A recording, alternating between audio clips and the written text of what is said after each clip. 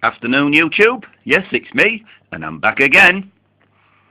Unfortunately for you. Still, never mind. Here is a video from the stealth camping X-Files, so to speak. Well, the reason I call it that is because this is my alternative to the Sea to Summit X-Plate. Because I quite like the idea of silicone for camping implements because it's great. I mean, it's extremely heat resistant. It's more heat resistant and fireproof than a politician involved in a corruption case. But still, there you go. So, it's lightweight, exceedingly flexible, even in sub-zero cold temperatures. But the beauty of this particular, my take on it is how it rolls up, but mainly the cost, because as you know, I do like to get things at the lowest possible cost, or even better, free and for gratis, because that way you get the biggest bang for your buck. However, I shall just release this like so. As if by magic, a plate appears.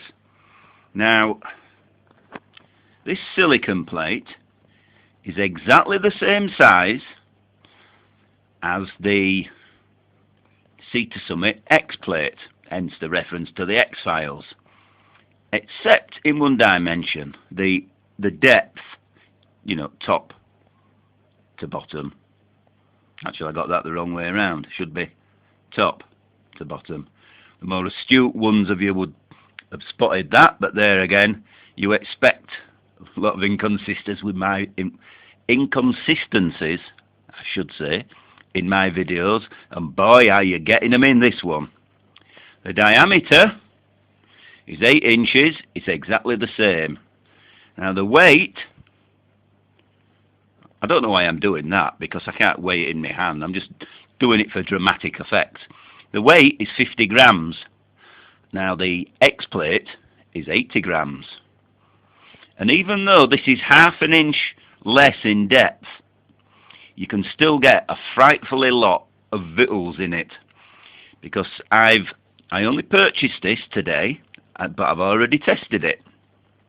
I got 250 grams of rice and a 400 gram tin of curry in it. And probably could have even squeezed in a little bit more. Now, the more technically minded you amongst you will be saying, well, we saw you unroll it like that. So, when it's full of food and you pick it up, it's going to go like that. Well, it isn't. Well, it is, but mine won't, because the homemade lid, which is that, obviously, that I use for my cooking Dixie, not the little one for boiling water, because obviously this is way too big. You can see that by my hand, it's about 8.5 inches across. This is just cut from a sheet of aluminum, really thin. It's an old pizza peel that I cut up. Now, I use that as the lid that goes over my round stainless steel bowl that I cook food in. And it just so happens that this plate fits perfectly on it. With it being silicone, it doesn't slide about, so there's no give and flex, so it works perfectly. So that's confounded all the skeptics on that score.